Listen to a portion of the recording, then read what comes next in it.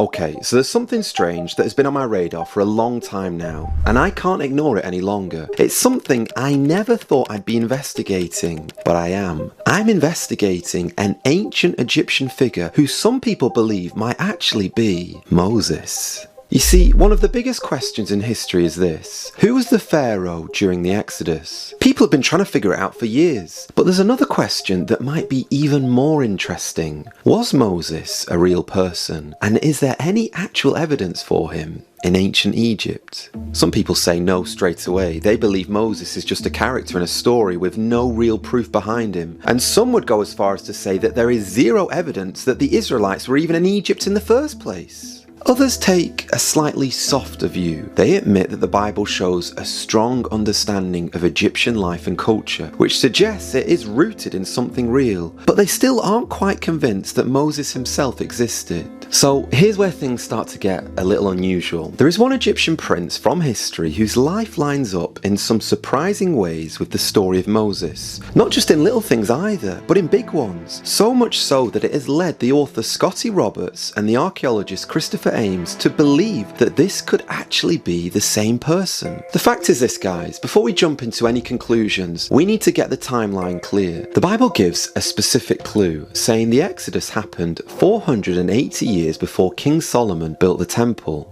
That places the Exodus at around 1446 BC, with the Israelites entering the land of Canaan around 40 years later. What's fascinating is that this timeline doesn't just come from the Bible, it also lines up with things that we see in ancient history. For example, there are letters from that period where leaders in Canaan are panicking about an invading group of people, which sounds a lot like the Israelites. Even the timeline of Egyptian pharaohs seems to fit this timeline. So what does all of this mean then, Joe? Well, if the timeline is right, then the pharaoh of the Exodus would have been Amenhotep II. Interestingly, not the firstborn son, which some of you know already raises a lot of questions, as it's commonly believed to be Ramesses II, who was the first in command during the Exodus. However, it is important to remember that ancient writers like Manetho and Josephus both refer to the Exodus pharaoh using a Greek version of that same name, Amenophis, which is the name associated with Amenhotep II. It is worth noting that Amenhotep II began his reign with intense military campaigns and gained a reputation for being unusually harsh, even cruel, some would say. But what's strange is that later in his rule, things go quiet. We don't have as much information about the second half of his reign, apart from one warning he gave about being cautious of foreigners and magicians. Am I the only one who finds this a rather odd detail, especially when you think about the biblical story? Okay, watch this. If we work backwards on our timeline, we can see that Amenhotep II's father would have been Thutmose III, the pharaoh during the time when the Israelites were being oppressed. He was one of Egypt's greatest rulers, reigning for over 50 years, and it fits the timeline for when Moses would have fled Egypt and spent 40 years in the wilderness. So this part is pretty important to understand the identity of Moses. Meet Hatshepsut, Thutmose III's stepmother, who you're about to see really does match the Bible's description of Pharaoh's daughter. Oh, and by the way, if you are new here, I'm Joe and I've been making Christian videos on YouTube for a decade now. So if you're enjoying the content and you value no adverts before your videos, please do subscribe for more. Alright, so Hatshepsut wasn't just any royal figure. She became one of the most powerful rulers that Egypt ever had. Her inscriptions even describe her as having a compassionate heart and being open towards foreigners, which really makes sense if she really did raise a Hebrew child as her own. Now, when you put all of this together, the timeline brings us to a very specific moment in history, around the 16th century BC. Right in the middle of it, we find Hatshepsut again, and during her time we see something remarkable happen. There is the sudden rise of a man from low status to a position of great power within Egypt. The Bible tells us that Moses lived for 120 years. Split into three parts, that's 40 years as a prince in Egypt, 40 years in the wilderness, and 40 years leading the Israelites. So based on the timeline that we've been looking at, that would place his birth at around 1526 BC, during the reign of Pharaoh Thutmose I. Now take a look at this. Thutmose I not only had a daughter named Hatshepsut and a son named Thutmose II, but to secure the royal line, these two were married, which was quite common in ancient Egypt, by the way. But it is crucial to remember that Thutmose II was weak and didn't leave a strong legacy, whilst Hatshepsut rose to power and became a dominant ruler. When Thutmose II died, his son Thutmose III was an only child. So Hatshepsut stepped in and ruled for over 20 years, and during her reign, Egypt experienced great peace and stability. Historians even describe her as unusually kind-hearted for a pharaoh, with inscriptions speaking about her love and openness towards others. And guys, at this exact time, records show us that a man of low origin, a peasant if you like, was suddenly elevated to one of the highest positions in Egypt. And nobody became a prince, which sounds very familiar, doesn't it? So here's the part you've all been waiting for. Egyptian history records a man called Senenmut, a figure who started life with no royal background at all. Yet somehow he rose to become one of the most powerful men in Egypt. By the end of his life, he held incredibly high positions, working closely with Pharaoh Hatshepsut, and then quite suddenly, we read that he disappears from the record.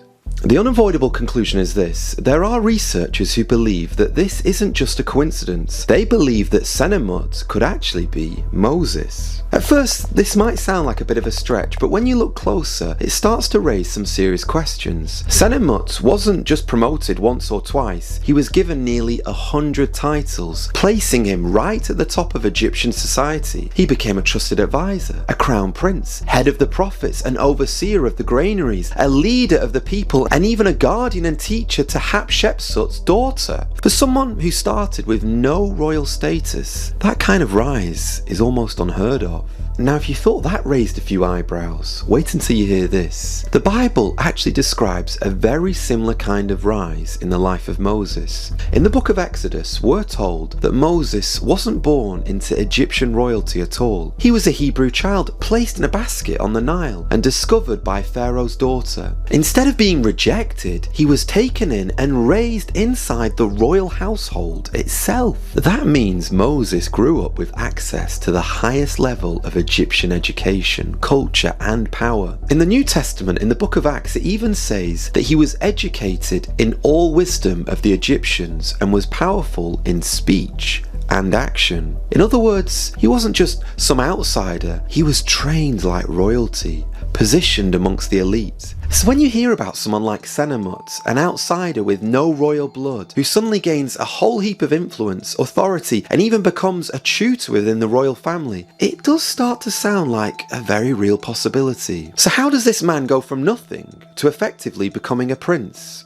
Even his name is interesting. Senenmut can be understood as mother's brother, which may sound strange at first, but in Egyptian culture, names often carried a deeper meaning. Some believe that this title reflects his special relationship with Hatshepsut, almost as if he had been fully adopted into the royal family, raised not just as a servant, but as someone with royal status. So take all of that into your mind and now think about this. Ancient history writers say that Moses actually had a different name whilst he was living in Egypt, and that Moses was the name used by the Israelites, not by the Egyptians. So if that's true, then we shouldn't expect to find the name Moses in Egyptian records at all. We should be looking for someone else whose life matches the same life as Moses's. So as we follow the history of Senenmut, more details begin to line up in some more rather surprising ways. It seems he first rose through the ranks as a soldier, possibly even leading troops in campaigns down in Kush, which is what we'd call Ethiopia today. Now, that might not sound like much at first, but ancient historians outside of the Bible actually describe Moses as leading military campaigns in that same region. However, it wasn't until Hatshepsut came into power that Senenmut's rise really took off. He wasn't just promoted, he was elevated to an unbelievable level. Some historians even say that he became the most powerful man in Egypt after the queen herself, effectively running the kingdom on her behalf. What's also quite striking is just how many statues and records we have of him. For someone who wasn't born into royalty, the sheer number is unusual, almost on the level of a king. And yet despite all of his power and all of his influence, there is no clear evidence that he had a wife or children, which again is quite unusual for someone in his position. Then there's his role as an architect. Senenmut oversaw the construction of Hatshepsut's great temple Der el-Bahari, a massive and beautifully designed structure built into the cliffs. It was one of the most impressive building projects of its time, and when you think about Moses, who he too is described as overseeing major construction, organising people, leading work, and later building the tabernacle in the wilderness, it really does start to make a lot of sense. But it actually goes a little deeper than that. In Exodus, Moses doesn't just passively approve the tabernacle, he receives the design. He relays detailed instructions and appoints skilled craftsmen like Bezalel and oversees the entire operation as it's being carried out. You do realise that this is a large-scale, highly organised project involving materials, labour and precise design. He was more like a project manager or an architect than a lot of people actually give him credit for. Did you know that there is actually another detail that most people miss? Before the tabernacle is even built, Moses constructs an altar at the foot of Mount Sinai with 12 stone pillars, representing the 12 tribes of Israel. So again, you have this image of Moses, not just as a spiritual leader, but as someone directing physical structures, working with stone, space, and symbolic design in a very intentional way. So when you place that next to Senenmut, the royal architect behind one of Egypt's most ambitious temple complexes, it raises a very interesting parallel. Both figures are associated with large symbolic building projects. Both operate at a high level and they have great organisation skills and great authority.